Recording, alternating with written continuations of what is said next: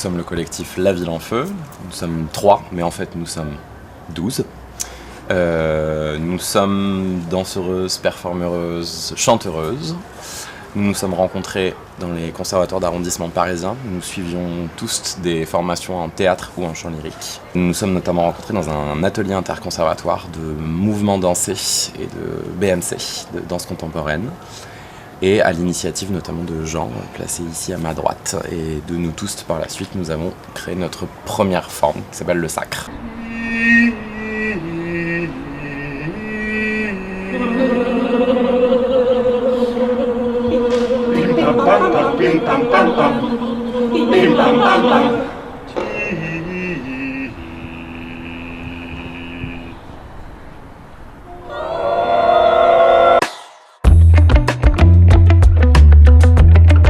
Le concept de base dans notre collectif, c'est d'adapter des partitions d'orchestre symphonique pour la voix a cappella.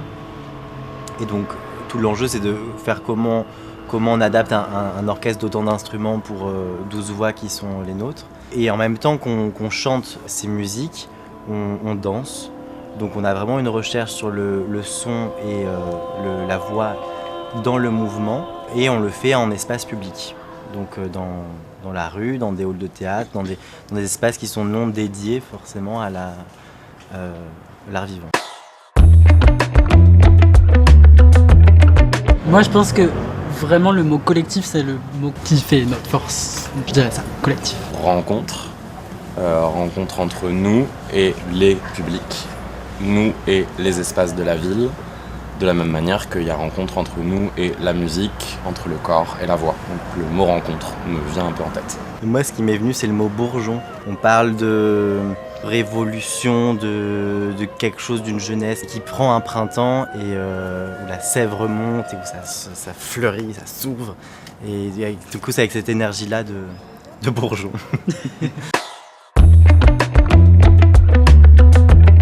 Dans l'écriture de la pièce, il y a toujours une rencontre entre les individus, chaque individu qu'on est, nous 12, et le collectif, le groupe. Et ça aussi avec le public, donc un peu prendre sa place. Dans le Sacre du Printemps, il y a le sacrifié ou la sacrifiée, et on a pris ça un peu au contre-pied, quoi, c'est plus prendre la place que de se retrouver à subir la place. Le fait de prendre une œuvre de la musique savante, entre guillemets, qui est aussi une œuvre charnière d'ailleurs dans l'histoire de la musique, mais aussi dans l'histoire de la danse, et l'amener dans l'espace public en la démontant, remontant, respectant sa licence, sacralisant, écrasant, etc. Moi j'y vois un petit acte un peu punk qu'on fait là-dedans aussi, que d'extraire en fait des espaces clos, en fait, ce type d'œuvre, pour les amener dans l'espace public et pour les rendre à tous aussi.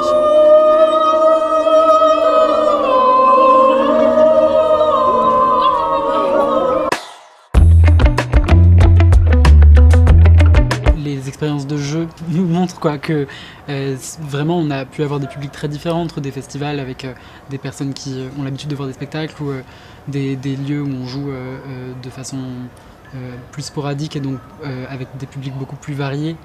Et en fait ça prend, mais aussi parce qu'on vient un peu chercher avec une espèce de malice à faire connexion et donc en fait avec n'importe quel public ça fonctionne. De chanter dans l'espace public, c'est aussi de le faire résonner évidemment pour le public en grande adresse directe, mais aussi pour les bâtiments, les chiens, les pigeons. On se connecte vraiment aussi à tout cet ensemble-là qui fait notre environnement, quoi. Je dirais Let's Have...